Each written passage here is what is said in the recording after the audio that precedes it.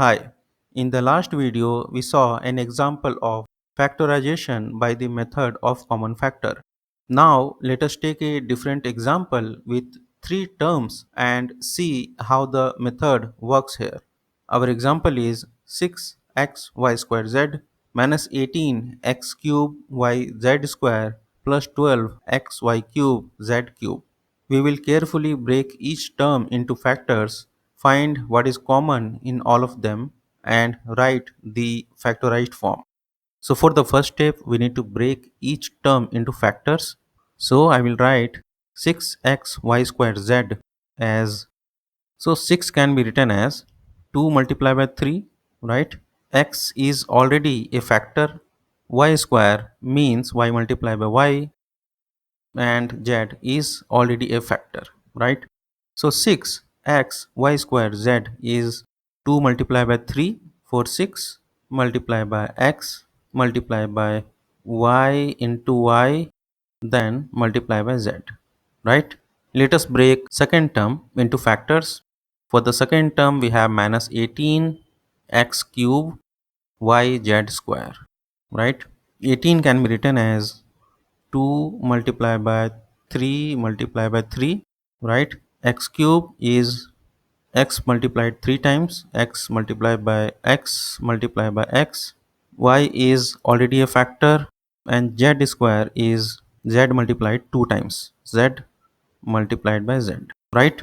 So minus 18 x cube y z square is minus 1 multiplied by 2 multiplied by 3 2 times, 2 multiplied by 3 multiplied by 3, then x multiplied 3 times, x into x into x, then y, then z square, z into z, right? So this is how we write 18 x cube y z square. Now let us go to third term. Third term we have 12 x y cube z cube, right? So 12, this is equal to 2 multiplied by 2 is 4 multiplied by 3 is 12, right? X is already a factor. Y cube is equal to y multiplied 3 times, y into y, and z cube is z multiplied 3 times, z multiplied by z multiplied by z, right? So 12xy cube z cube is written as 12. I will write 2 multiplied by 2 multiplied by 3, right? For the x I will write single x. For the y I will write y 3 times, y multiplied by y multiplied by y, and for z as well I will write it 3 times, multiplied by z multiplied by z multiplied by z, right? So this is how we break each term into factors, right? I will go to next screen, and there we will identify common factors in all terms, right? Okay, now we need to identify common factors in all terms, right?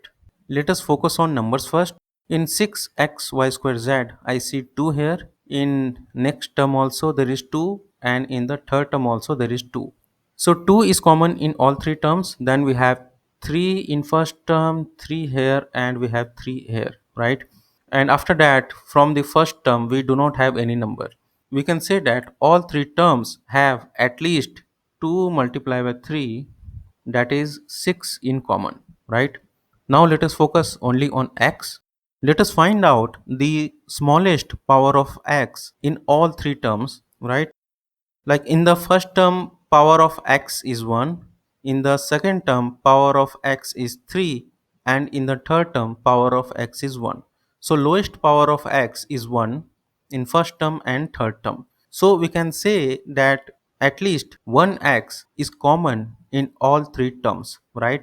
So we have x in common in all three terms, right? Now let us focus only on y. Let us find out the power of y in all three terms, then we will try to figure out what is the smallest power of y, right? In first term y has a power of 2, in the second term it has a power of 1, and in third term it has a power of 3. So in the second term y has least power, that is 1. So we can say that in all three terms at least there is one y in common, right? Similarly for z, in 6xy square z has a power of 1, right? In second term, z has a power of 2, and in the third term, it has a power of 3. So, the lowest power of z is 1 in the first term. So, we can say that in all three terms, we have at least one z, right? So, the common factor in all three terms is 6x, y, z, right? Now, we need to factorize by taking out the common factor, okay? So from all these terms, all three terms, we need to take out 6xyz and see what is left, okay? In the first term, 2 multiplied by 3 is 6 that we have taken out. Then we are taking 1x, 1y and 1z, right? So what is left? Only 1y in the first term, right? From the second term, I am taking 2 multiplied by 3, that is 6. I am taking one x out, one y out, and one z out, right? So what is left? 3x multiplied by x, that is x square z, right? And we have a minus sign here. So this is going to be minus 3x square z. This is what we got from second term. And from the third term, after removing 6xy, here we have 2 multiplied by 3 is 6. What is left? We have left only 2.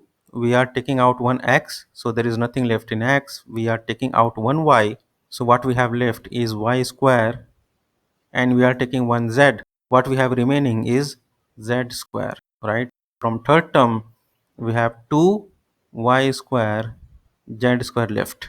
So we write 6x y square z minus 18 x cube y z square plus 12 x y cube z cube is equal to, I will write the common factor first, that is 6x y z, and in the bracket I will write all the remaining terms we had in these three terms.